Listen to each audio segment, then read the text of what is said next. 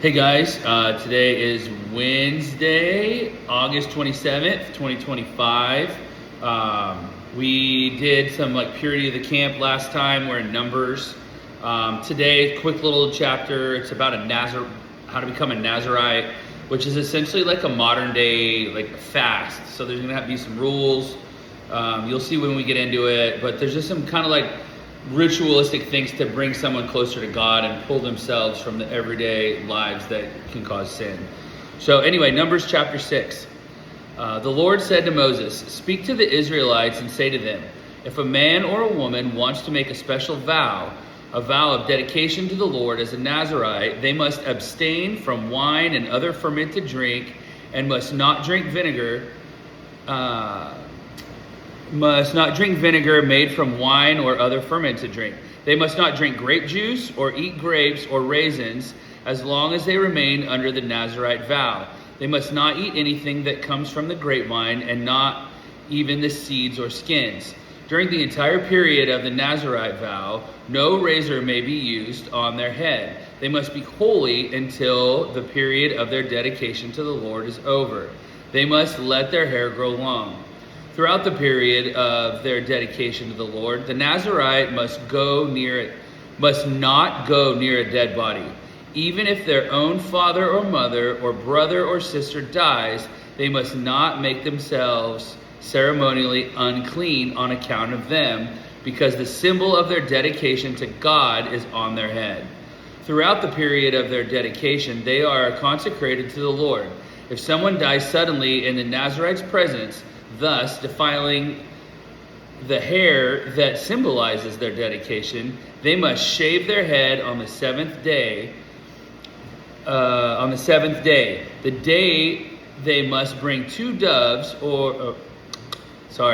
they must shave their head on the seventh day, the day of their cleansing. Then on the eighth day, they must bring two doves or two young pigeons to the priest at the entrance to the tent of meeting. The priest is to offer one as a sin offering and the other as a burnt offering, to make atonement for the Nazirite because they sinned by being in the presence of a dead body. That same day they are to consecrate their head again. They must rededicate themselves to the Lord for the same period of dedication and must bring a year-old male lamb as a guilt offering.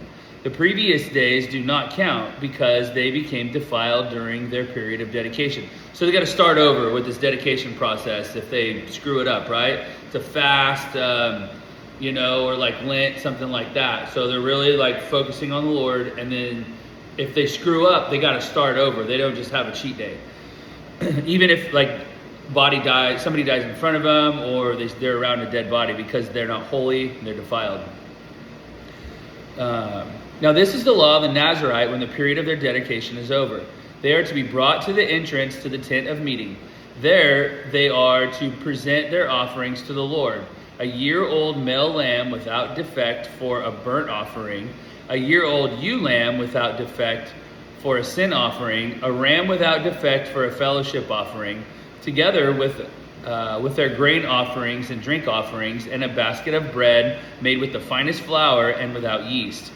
Thick loaves with olive oil mixed in, and thin loaves brushed with olive oil. The priest is to present all these before the Lord and make the sin offering and the burnt offering. He is to present the basket of unleavened bread and is to sacrifice the ram as a fellowship offering to the Lord, together with its grain offering and drink offering. Then, at the entrance to the tent of meeting, the Nazirite must shave off the hair that symbolizes their dedication. They are to take the hair and put it in the fire that is under the sacrifice of the fellowship offering. After the Nazirite has shaved off the hair that symbolizes their dedication, the priest is to place in their hands a boiled shoulder of the ram and one thick loaf and one thin loaf from the basket, both made without yeast. The priest shall then wave these before the Lord as a wave offering.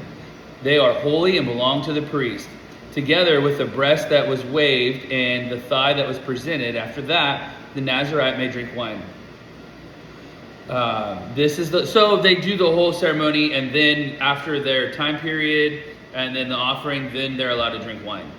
This is the law of the Nazirite who vows offerings to the Lord in accordance with their dedication. In addition to whatever else they can afford, they must fulfill the vows they have made according to the law of the Nazarite. So they're essentially committing themselves to the Lord. You see it later in the New Testament.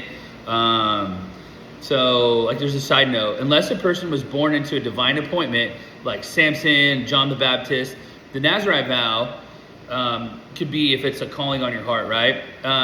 It was voluntary commitment by a man or a woman. You're committing to the Lord and doing this dedication. So no consumption of wine or anything related to the vine, no cutting of the hair, no contact whatsoever of a dead body. And then you do the ritual sacrifices, which, remember, we talk about this a lot. Once Jesus comes, he becomes the ultimate sacrifice, so we don't have to do those old ones anymore.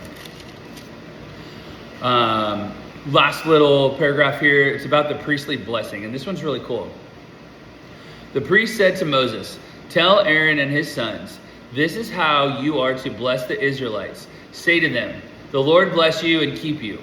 The Lord make his face shine on you and be gracious to you. The Lord turn his face toward you and give you peace. So they will put my name on the Israelites and I will bless them." It's a cool prayer. A lot of times, I stole this from a pastor, but I like to pray that my kids find favor in the Lord and favor among men. And so this one is, may the Lord make his face shine on you and turn his face towards you and give you peace, which is the opposite of war. So that's chapter 6, you guys. I know we're some of this Older Testament stuff, and we're trying to get moving through the wilderness here, but it's a lot of setting the stage. Remember, they went from Bakersfield to Sacramento, but it took them 40 years because they had to rely on God, and these are a lot of little rules that kept them holy. So anyway, have a great week. Love you. See you soon.